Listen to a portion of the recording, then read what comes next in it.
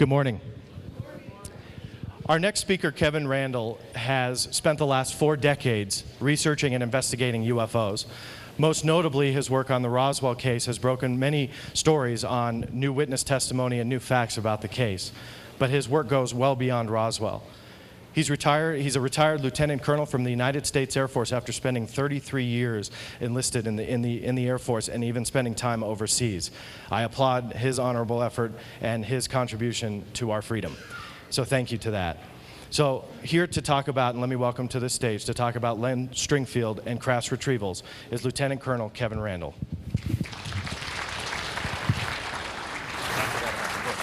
Thank you. I hate to do this right off the bat, but I have to correct John on one point. Although I was in the Air Force at one point, I retired from the Army as a lieutenant colonel. So I always hated that. Oh. So let's talk about Len Stringfield and crash retrievals. For those of you that don't know, Len was born in 1920 and passed away much too soon in 1994 by cancer. He was the one that started us again on the question of crash retrievals. He was the one that invented that term. Now, if you remember back in the olden days, in 1950, there's a book called Behind the Flying Saucers by Frank Scully. This was a story of a number of UFO crashes in the United States, including one at Aztec, New Mexico. And Frank Scully got his information from Silas Newton and Leo Gebauer. Newton claimed that he had pieces of wreckage and all of this thing. The San Francisco Chronicle and True Magazine, and I cannot believe this for the time frame, True Magazine offered $25,000 to J.P. Kane to investigate the story and write it up. They didn't care which way it went. True, false, they didn't care. They just wanted to know what the truth was.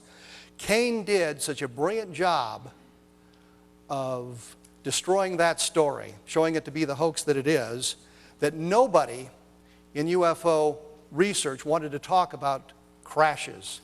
If you brought up a crash, nobody wanted to hear about it. Len Stringfield, in 1978, changed all of that with his paper in Ohio. So let's talk a little bit about Len Stringfield.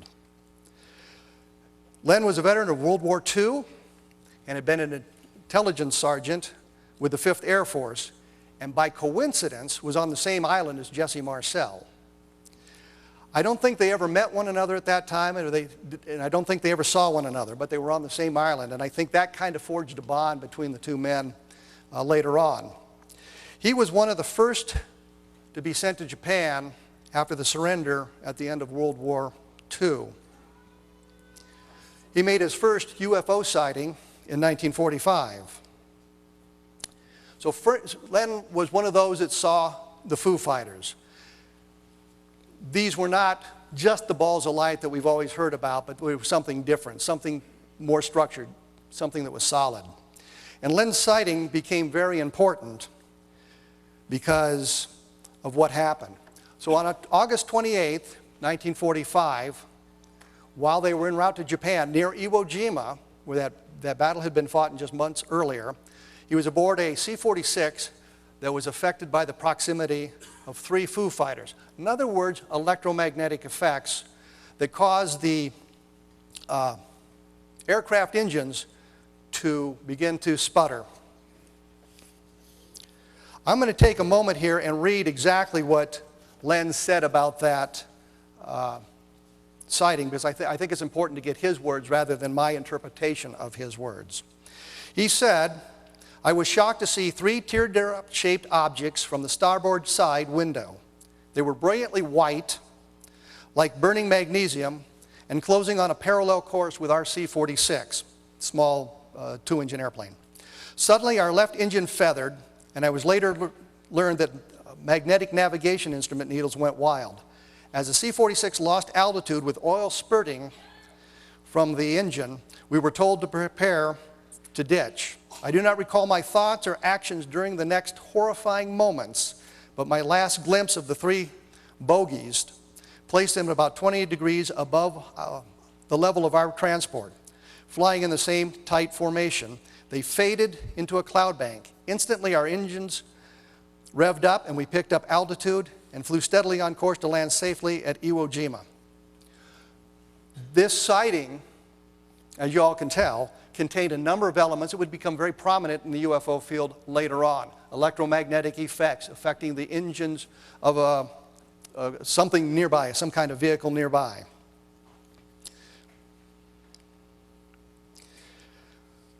Stringfield said that his World War II encounter was so traumatic to him that he tried to forget it. But he was drawn back into the UFO field in 1950 when two very sincere people related to him flying saucer sightings. And once again, I'm going to read what Len said about that because I think it's important to get his words rather than mine. This experience near Iwo Jima was proof enough to me in 1950 that the Foo Fighters of World War II, sometimes dubbed Kraut Fireball in the European theater, he of course was in the Pacific theater, and the flying saucer were one and the same kind of machine and from the same source, outer space. So what Len did, after he had a second sighting in July of 1925, he formed what he called the Civilian Investigating Group for Aerial Phenomena. And he later changed that or formed a new group called the Civilian Research Interplanetary Flying Objects, or CIRO. Now, CIRO, of course, published a monthly newsletter. And what Len said was at one point, Frank Edwards, who was a radio commentator that did a lot of UFO-related stories, had Len on the show. And after he appeared on the show and gave his address, he and his wife, Dell, received something like 6,000 letters. The number of subscriptions to his newsletter went up to 2,500. So he had quite the task then. And he continued with his civilian research in that realm until 1957. But Len also wrote a book called Inside Saucer Post 30 Blue. And what is important about this is, according to Len, and I have no reason to doubt him, and knowing Len being the honest man that he was, I have no doubt that it's true. He said that the Air Force was using civilians, specifically the Ground Observer Corps, and for those of you that don't remember, before all the radar fences were erected to search for Soviet aircraft apparently attempting to penetrate our airspace, they had what they called the Ground Observer Corps, and these people were out there with their binoculars, and they were trained in what aircraft looked like and what the sounds of the engines looked like, and they would report any aircraft that didn't fit into the civilian category or seemed to be where they shouldn't be. Apparently, they would also get UFO sightings, and what happened was, according to Len, he was asked to screen the reports from the Ground Observer Corps, looking for specific things in them. If there was radar involved, he was to pass them on and that sort of thing. He said his contact was a fellow named Captain Hugh McKenzie, which is bizarre because that's actually the street I live on and it's spelled the same bizarre way, which has no relevance to this whatsoever, but I thought I'd point it out. This went on for about 2 years until everything changed in Project Blue Book and whatnot. And Len tried to verify this, and others have tried to verify it, but of course the Air Force said it never happened, but the Air Force has said a lot of things that never happened. So I tend to accept Len's interpretation of this. And I think it also tells us something about the investigation of UFOs by the Air Force and the government, which is why I was quick to point out I retired from the Army rather than the Air Force. So I'm going to tell you a few personal notes about Len. Early on in the Roswell investigation, Don Schmidt and I decided we would go visit Len at his home because he'd been gathering these reports for quite a long time, and and we knew he had some information that we would like to have. We visited at his home. He was very gracious to us, spending the whole day with us, and he told us of this widow of a Roswell officer who had contacted him about what happened. He was a pilot who had been tasked by Colonel Blanchard, the commander at Roswell Air Force Base, to fly the bodies out of Roswell and onto Wright Field. But Len told us that he'd promised not to reveal her name. He wouldn't tell us who it was. And Len, being the honorable man that he was, he lived up to that promise. But Len inadvertently told us that it was Sappho Henderson, seen here. I often wondered if he hadn't done this on purpose. And what happened was he was reading from a letter that she had, and I happened to read the address, the name and the address off the letter. Now, Len was a former intelligence NCO, and I believe that he knew how to protect the information so people wouldn't inadvertently see it. But I saw the name and the address, so I could excuse myself to go up to the facility so I could write the name and address down right away so I wouldn't forget it. And I wouldn't be writing it down in front of Len so he wouldn't know that I'd seen it. And then he could say to her with all consciousness, or all good thoughts, that he had not told us who she was. She's a very gracious lady. I wrote a letter to her, inadvertently transposed 2 of the numbers on the address, but it was down the block and she got the letter and wrote back to me, so we were able to talk to Sappho about what she had seen. But that was Len. He wanted to help everybody that he could, and he helped us on that. He also told us about a crewman on the body flight, but he wouldn't give us the name because he'd promised the source that he wouldn't reveal it.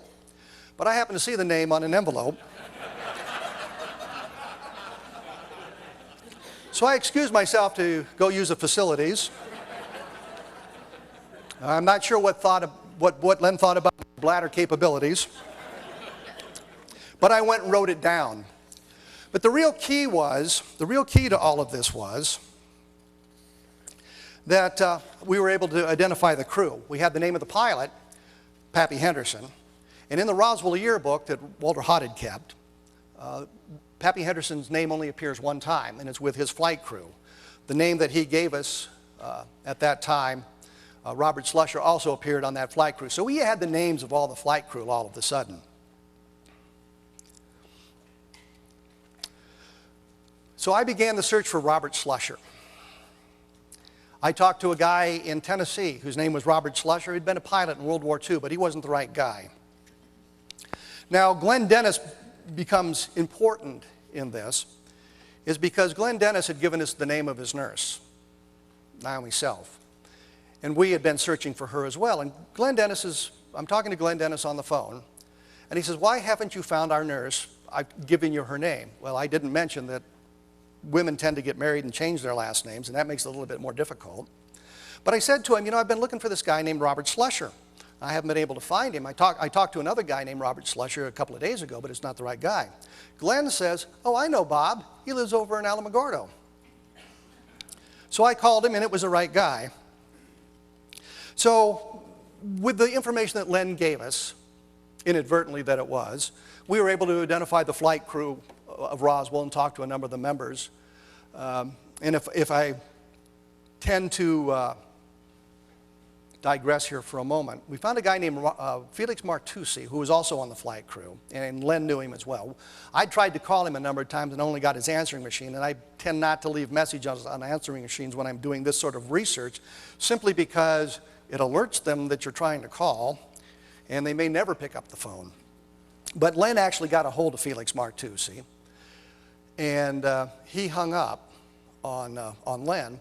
Len got a hold of Martucci's daughter a little bit later, and she said, "Why don't you guys leave my father alone?" And then they changed the phone number. Don and I went to visit Martucci at his apartment complex where he lived, but he wouldn't answer the door. We waited in the lobby as long as we possibly could, but he never came down. And I think in today's world, that would be the definition of stalking. Well, let's talk a minute about Del Rio. In Len's presentation in Ohio at the MUFON conference in 1978, his first abstract dealt with the Del Rio case. And I'm not sure why I'm unable to speak this morning. He said it was a report based on Todd Zeckel. I don't know if any of you know Todd Zeckel. He passed away a number of years ago. But Len had taken the information that Todd Zeckel had found. This was based on a crash retrieval in 1948 in the Del Rio area.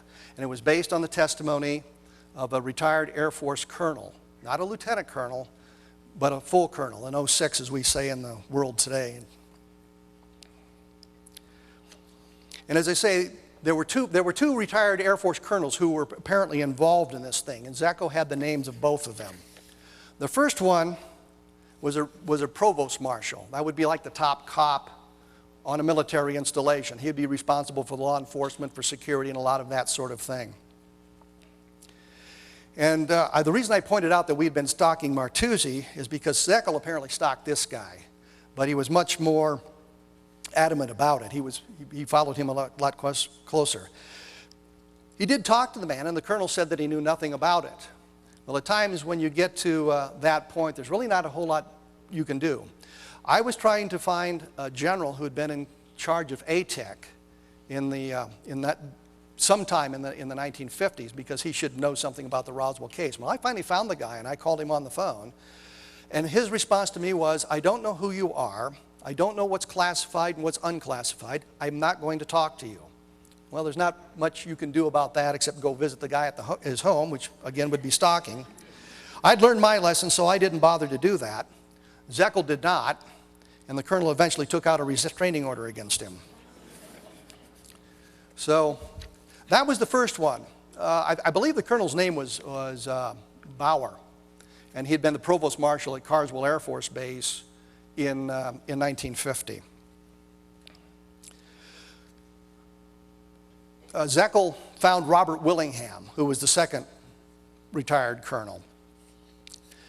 The original date of the case was 1948, according to the information that Len had at that point. They later moved the date to 1950. And Len reported about this in his UFO crash retrieval syndrome. He questioned the report at that point. So we have Len in his abstract in 1978 telling you what he knew then. Len, of course, then updating the information that he'd learned from Zekel and others about that from the second witness. Len, in the crash retrieval syndrome, suggests, and Len being the nice man he was, he would only suggest that this might not be a valid case because he was concerned about the change of the dates, for example. So I began to work on my book, Crash, and unfortunately I have not learned from Stan Friedman yet that the thing to do is now put a picture of my book up there, which I would gladly do if I thought of that earlier. I'm going to write notes next time I listen to Stan's lecture on what I need to do to promote myself that way, which is, by the way, not a negatory comment about Stan. It's just an observation. Anyway, I thought during the book, I'll see what's new on this. So I typed Willingham's name into Google, and the internet is such a wonderful research tool. And I came up with all of this new information about it. Didn't track with what I knew. I had used an affidavit published in 1977 from Willingham about the information and what happened and all of this. And now suddenly the date is now 1954. We've gone from 1948 to 1950 to 1954. I called Willingham. Well, he wasn't sure whether the date was 1954, maybe 55, maybe even 57. Now I'm talking to a guy who's 87 years old, I think. He's had a number of strokes. So I'm not really that concerned about the change of the date. But he changed the aircraft he flew. And that bothers me immensely, especially as a former military pilot. If you were to ask me what kind of aircraft I was flying at a specific period, I might not be able to tell you the specific model number, but I can tell you the aircraft. You know, I can say, well, this was a UH-1D model, or this was a UH-1H model, something like that. I would know. He also changed the name of the base that he was flying out of. Originally it had been Dias, so now it's Carswell Air Force Base. So we got a lot of trouble with that. So I decided to take a look at that. Willingham claimed that he was a retired colonel. He claimed he'd flew fighters for the Air Force Reserve for a number of years. He claimed he had been promoted by LBJ, which I found a little bit suspicious because even though he would have been president, LBJ would have been president, he didn't have the authority to say, promote this man to the colonel. It's got to be approved by the Senate. And he claims he was denied a pension because he talked about UFOs. And that bothered me as well. But remember the key points. He claimed he was a retired colonel. He was denied a pension because he talked about a UFO crash. Well, I went to NARA, National Archives, their St. Louis center, the center there, to find out what I could about this guy. And the only record they had was that he was an E4, not an 06, an E4, a very low-ranking enlisted man. He did enter the military on December 8th, 1945. This technically makes him a veteran of World War II. They count up into the mid-1946. If you join the military any point during that time, you're considered a veteran of World War II, even though if you joined in December of 1945, you would not have deployed anywhere to do it. He was discharged on January 4th, 1947, which Willingham told me was an accurate date, but no other records were found. So this is kind of frightening. Now, Willingham will tell you that his records burned up in the fire in 1973, but a lot of people who claim military service and you can't find records say their records burned up in the fire in 1973. The problem with that is Willingham's records wouldn't have been there in 1973 because he was still serving. And this sort of thing really annoys me, and I know there are retired military personnel in the audience, and it should annoy you too. This man is attempting to, and here I have great sympathy for Ruben Ugarte and Noah Torres who've believed this man. They know I don't believe him, but no other records were found. So where do we go from that? Well, here's the record that I did find, so you can see everything that I found there. Technician 5th grade is an E4. I had to look that up because I didn't know what that meant. It gave what schools he went to, nothing about flight school or anything like that, and that there are no other documents.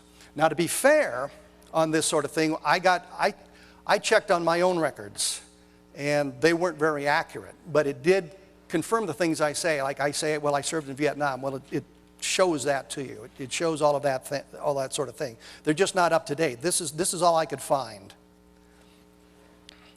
Now, Willingham said that he was an Air Force officer.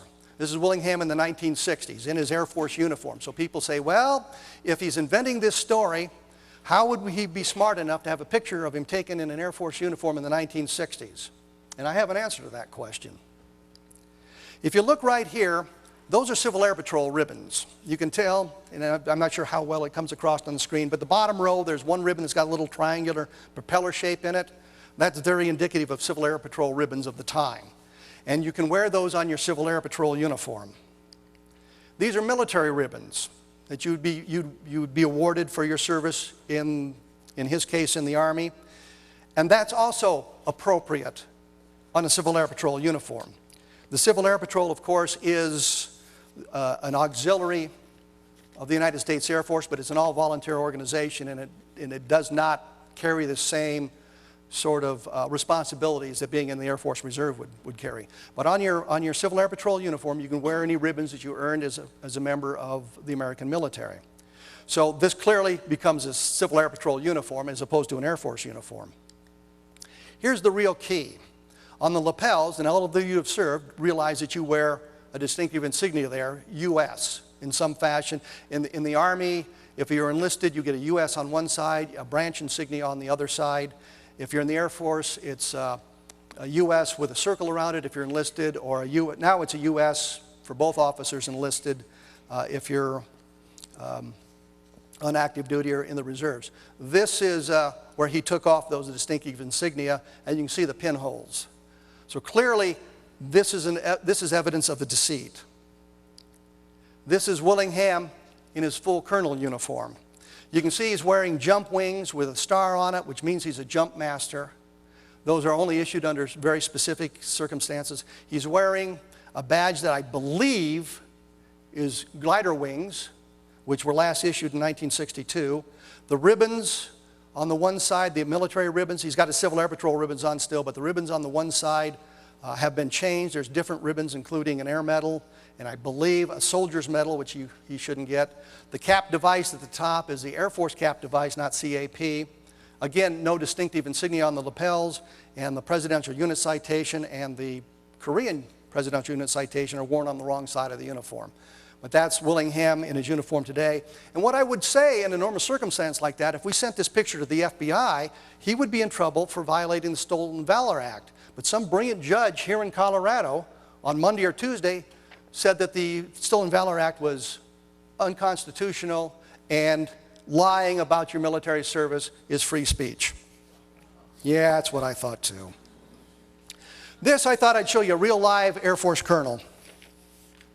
Just because he's a good guy, had a tour in Iraq, and I know him very well, but his uniform is what they were calling the McPilot uniform, which is a change, and it's a little bit different uniform than the Civil Air Patrol wears now. Civil Air Patrol normally wears uniforms, the older style uniforms. So What I've also learned about this is Willingham first told his story in 1968. So it becomes important. What did he say then? How does it compare with what he says today? I spent more than a year looking for that story.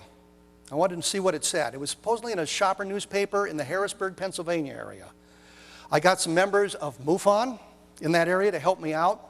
I asked them some questions. They went and did the research for me, helped me out in that area. They couldn't find anything. I got the name of the newspaper. I called them. They had been sold a number of times, and their archives didn't go back that far. And besides, I didn't know the date in 1968 anyway. And so I spent more than a year searching for it. But in February 2010, I located an original article, which becomes important here. Got it in Skylook.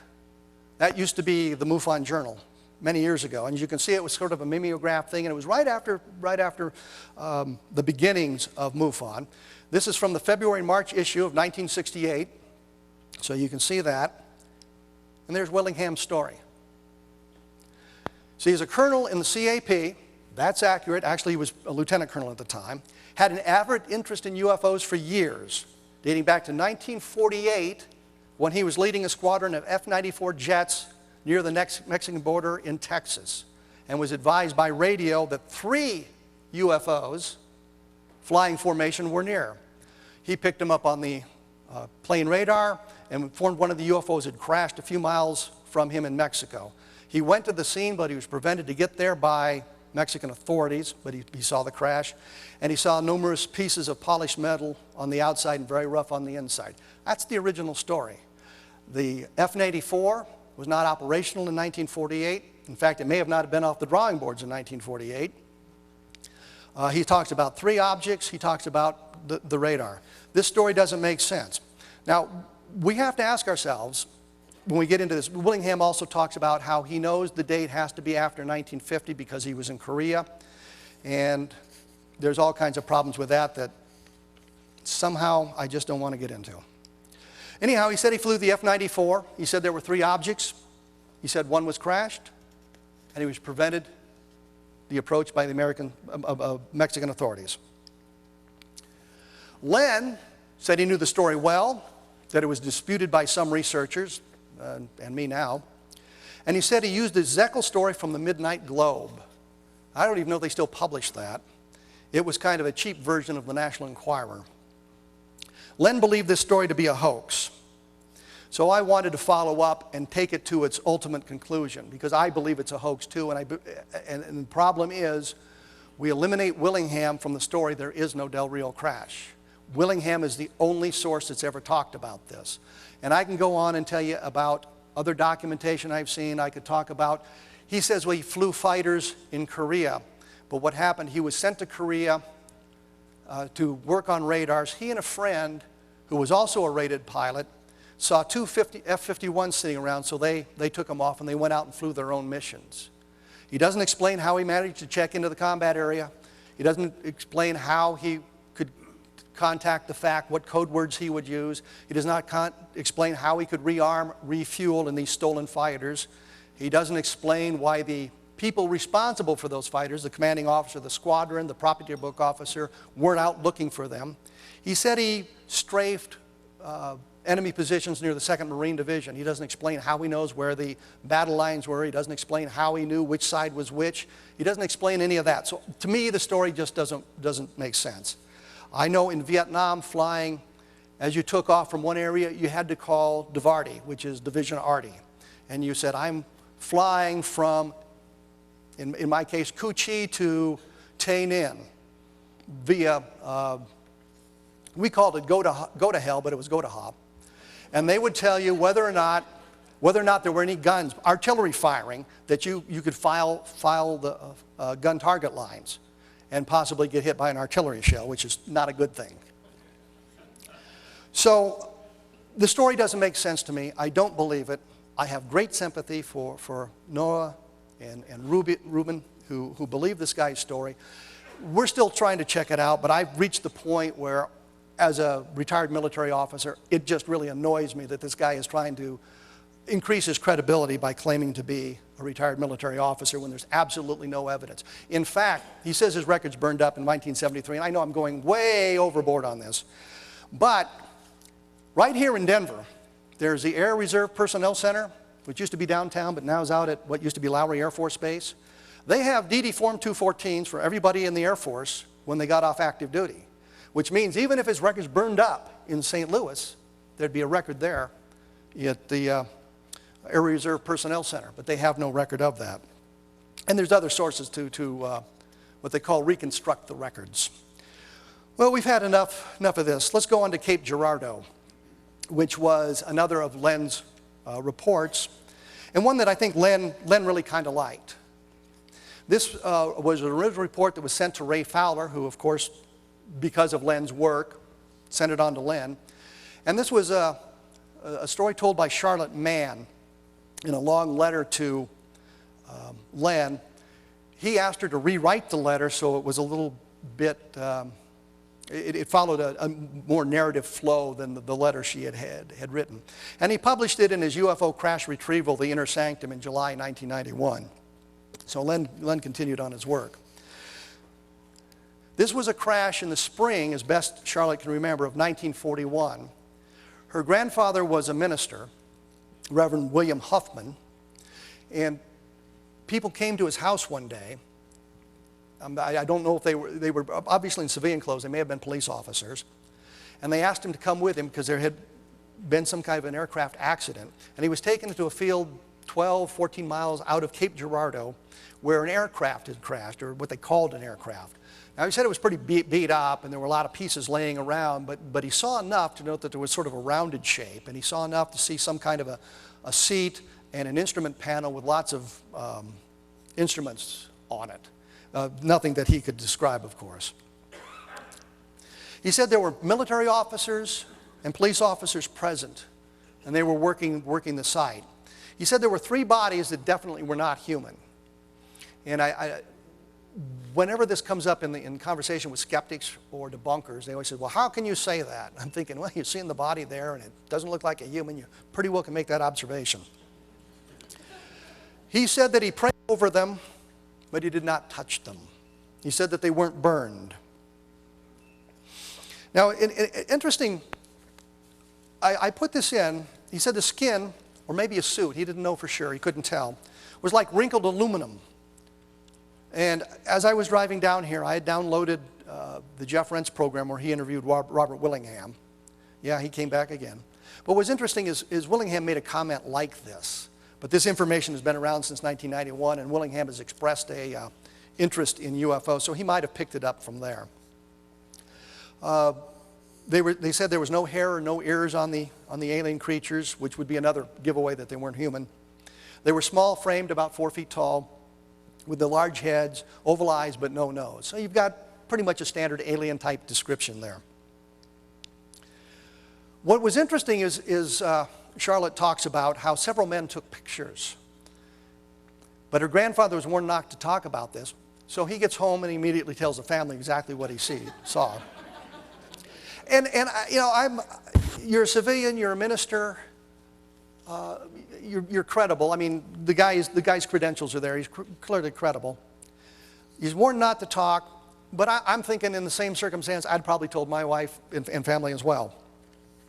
2 weeks later, though, he got a picture in the mail of the aliens, which is an interesting tidbit. Of course, as we all know, always happens in UFO research, that picture is long gone. But Mann said she'd seen the picture, and she talked about it. Len provided her a copy of a well-known hoax, as you can see here, but Mann said it wasn't the same picture. She'd seen something else. So that was something that Len was delighted to find out. Now, there was another fellow named Clarence R. Charday, who was the brother of the sheriff, that also talked about this. He remembered hearing of the crash. And that, of course, is secondhand testimony. We didn't get the sheriff to talk about it. The brother of the sheriff talks about it. Charlotte Mann, at best, is secondhand. She's probably third-hand. She got it from her grandmother, who got it from her grandfather. I believe the way she talks about it, she didn't hear it directly from the grandfather. Now, Ryan Wood, in his book, and if I was going to do Ryan Wood any favors, I'd put a picture of his book up here, reports that he had talked to Charlotte Mann's sister, and she corroborated the story as well. So we have the family members talking about it. We have another family sort of involved in this case. So that makes it interesting. But the thing we have to remember is we don't have a first-hand witness, and we don't have the darn picture. Here's what I worry about. This crash happened in 1941. I find this worrisome. If there had been a crash in 1941, I would suspect that the reaction in Roswell in 1947 would have been different. They wouldn't have announced they had a flying saucer as quickly as they did. There would have been some kind of procedure in place. They wouldn't have been caught by surprise. They wouldn't have issued the press release.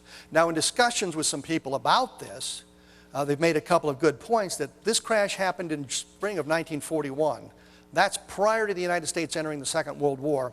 And the thought is that this would be highly compartmentalized, and during the war, that information would have become secondary at best.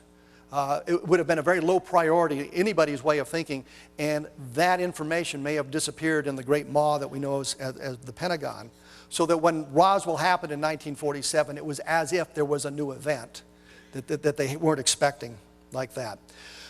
So I worry about the Cape Girardeau case because of that, but I do find it interesting. I know Len was very excited about the case. I think Ryan is very excited about the case, and I find it very interesting. I think it's something that should be followed up. Len also talked about the Spitzberg Island. This was a crash in 1952. I don't know why it's ever considered authentic, but what's important here is there's a witness with the Disclosure Project who said that he was a communications officer in the Air Force in the early 1950s.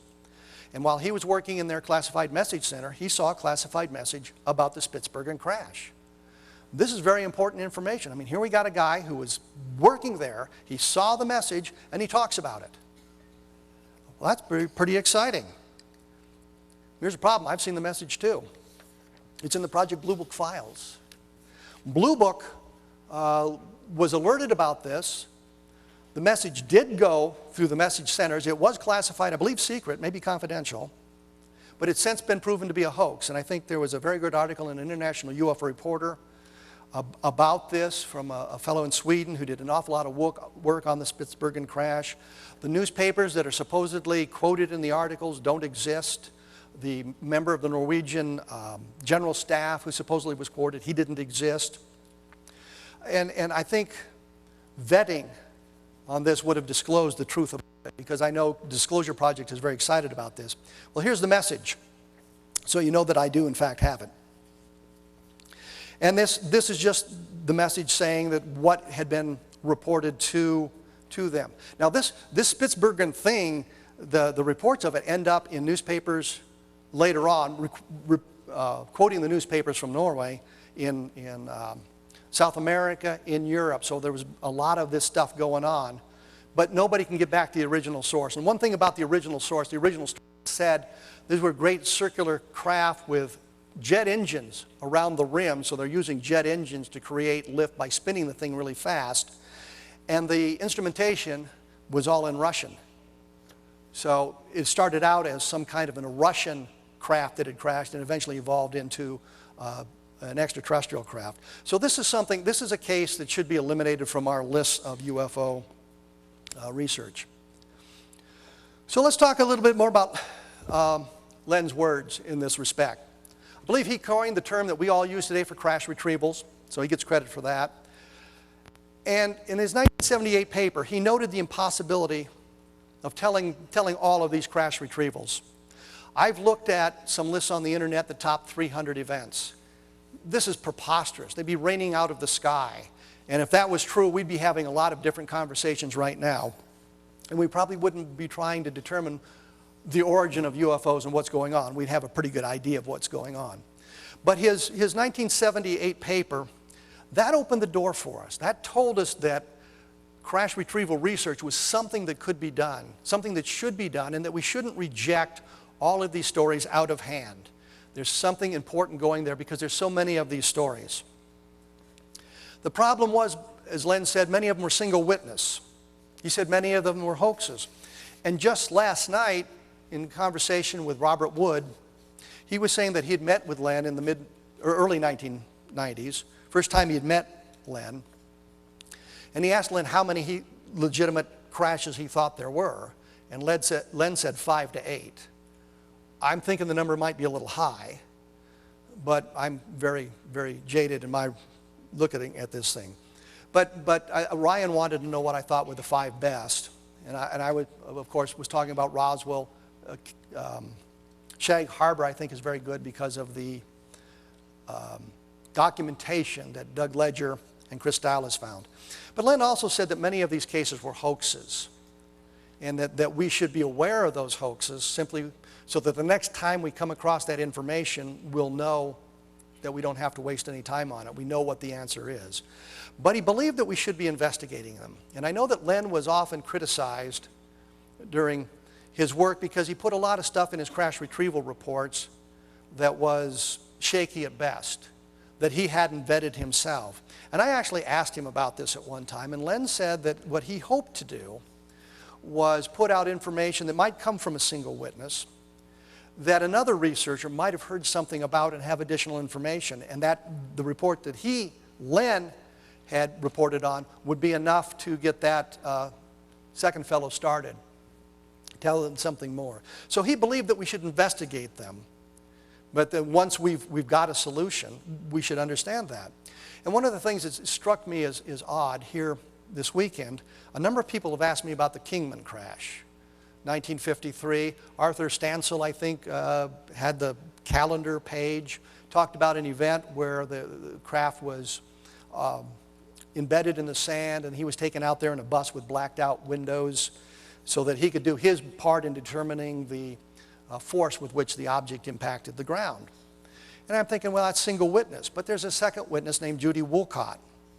And she said that her husband had been involved in that, and he'd been in the tower in Kingman when this happened, and that he had gone out and seen some of this stuff.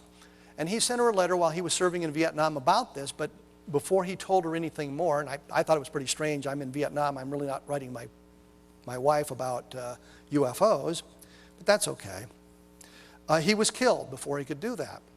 So we report all this stuff because that's what we're said, and we like to believe what the people tell us. Interestingly, on May 29th, I get a call from Judy Woolcott's daughter. Judy Woolcott had died in 2008. I couldn't find a Woolcott who had served in Vietnam that met the criterion that she said, that let alone had been killed. Judy's daughter, whose name is Karen Baez, told me that her mother tended to embellish stuff. And she said that her father had lived until 2006. He wasn't been killed in Vietnam. And her stepfather, who could have been the other guy, was still alive. So suddenly with the Kingman story, it's looking to be a hoax. Stansel's information isn't very good. And he said to almost everybody who talked to him that when he drank, he tended to embellish his stories. And the first time he told the story, he'd been drinking. And the second time he told the story, he had been drinking. But he said it didn't really count because he'd only had 4 beers.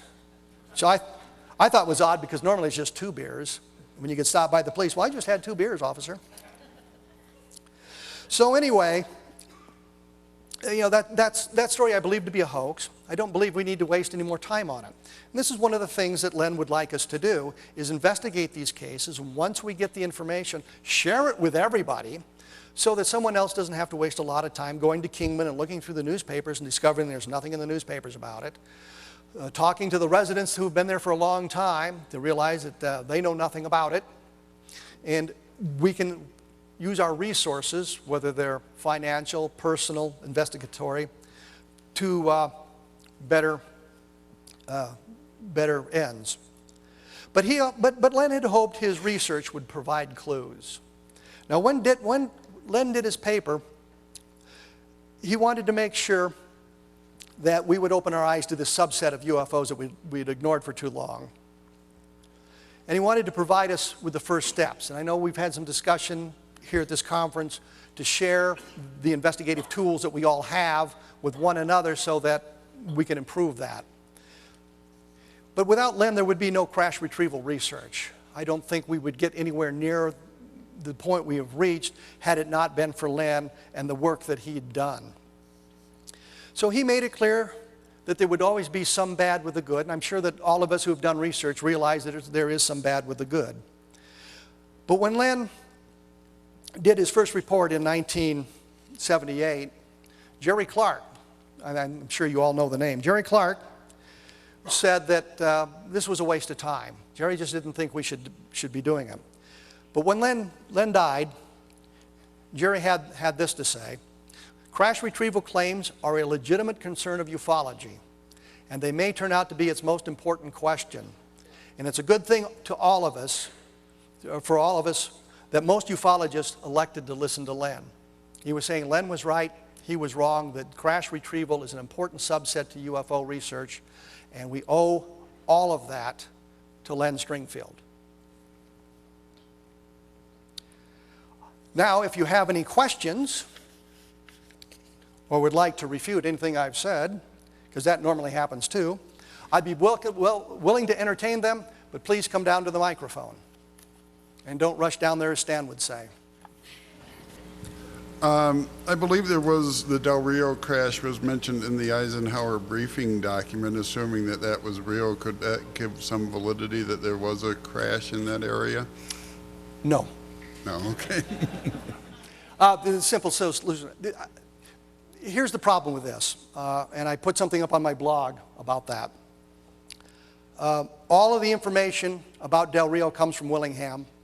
Zeckel was in contact with Bill Moore. Bill Moore actually reports a little bit on the Del Rio crash in his book, and I always hesitate to give him any credit, but the Roswell incident. But I can find nothing else to suggest a Del Rio crash, and that is a problem with the Eisenhower briefing document as far as I'm concerned. But I don't think you can use the Eisenhower briefing document to validate a Del Rio crash without some additional information, and at this point we don't have that additional information. I'm not looking forward to this, Ruben. I respect your work there, Kevin. Thank you. I respect yours. Okay. Basically, yeah, maybe you could put up our book cover there, too. I don't even put up mine. All right. Anyway, as Kevin had mentioned, my co-author and I, Noah Torres, also did a research on Del Rio, and where we did go and meet Colonel Willingham, and we looked at a number of documentation, which we have also provided to Kevin, and as most of nearly all the material that we had provided to you, you've pretty much said either it's forge or hoax. Or civil air patrol. Or in that.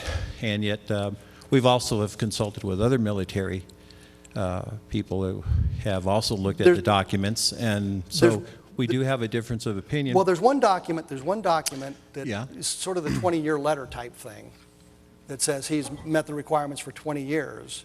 And I have not been able to find out anything about that. The form is proper. Okay. There's an order number on it, and I can't get, if we could find the order number. I'm sorry. If we could find the order number, we could see if that was legitimately sent to him. You brought up a real good point about what happened back in 1973 about documents missing, but have you ever had an experience where your documents were missing in the military? Well, I pointed out, the first thing you're told in the military, and I think the military people in here would agree with me, the first thing they tell you is save copies of everything because the military will lose it. And so when you need to prove this stuff, you will have copies of your documents. I have my flight records from Vietnam, which is unfortunately more than 40 years ago now, which gives you an idea of how old I am. What I'm also getting at is that when we were in Roswell, we were also approached by a number of other military personnel that were just coming back from Iraq, telling us how they were going through some horror stories of getting their documents misplaced. One of the things you do when you come back from Iraq, and I know this because when I came back from Iraq, we did it, was you meet with the fellow for the DD Form 214. And they say, is this information correct? And I said, no. And we spent 6 hours getting the information corrected. The point simply is, the documents that I have seen are either Civil Air Patrol, and there's a question is he's got the plaque from this Pennsylvania Civil Air Patrol from 1948 to 1973. How could it be in the Pennsylvania wing of the Civil Air Patrol? We also provided you with documents that says United States Air Force that's stamped right there, and you've said that one of the false. documents, and I'm sure you don't want to hear all of this, but one of the documents was a stamp that just said, we have received this document from the source, which is Willingham. Okay.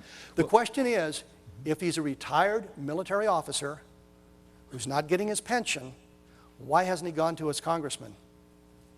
Well, he's gotten some assistance. You know, he is getting VA. He's going to VA for medical assistance for that. Which, if he served in the military, he's authorized VA medical benefits. On the other hand, folks, there's always two sides of the story. Yes. So I'm going to plug my book, The Other Roswell. So read that case. Then let me say this. Let me say this. If you're really interested in sorting all of this out, the one thing you should do is buy their book, because you'll get to see what Willingham said in that book and what their investigation has led them to see. I think that's what's really important is that we're interviewing people that are been in the military for many years, and now they're coming out and sharing this information. They're in their 80s. They're going through a lot of health issues, and like Kevin said, this gentleman's gone through several strokes. So we try to get the best information, but he's always been very consistent with us, at least as far as going through the questioning. So it's very good. Let me turn this around on Ruben one time. What do you think about that article from the Skylook from 1968? Well, you know, one of my first questions that I asked him, because he said he flew an F-94, and that's a two-seater interceptor. And I asked him, Colonel, do you remember who was with you that day when you flew over that on that particular mission? He says, no one was with me. I flew an F-86. So that was a big issue for us, because we said, so where does F-94 come from? And now we're talking about 1955, because he was in Korea in 1950. He says. Yeah. Well, we also he showed us some of his medical records that go back during the Korean too. So anyway, the case it's an continues. ongoing thing, is what we're saying here, and so there's been a little bit of, you can see how UFO research works. Yeah. Anyway, I respect your work, Kevin. And I respect yours. I thank you very much.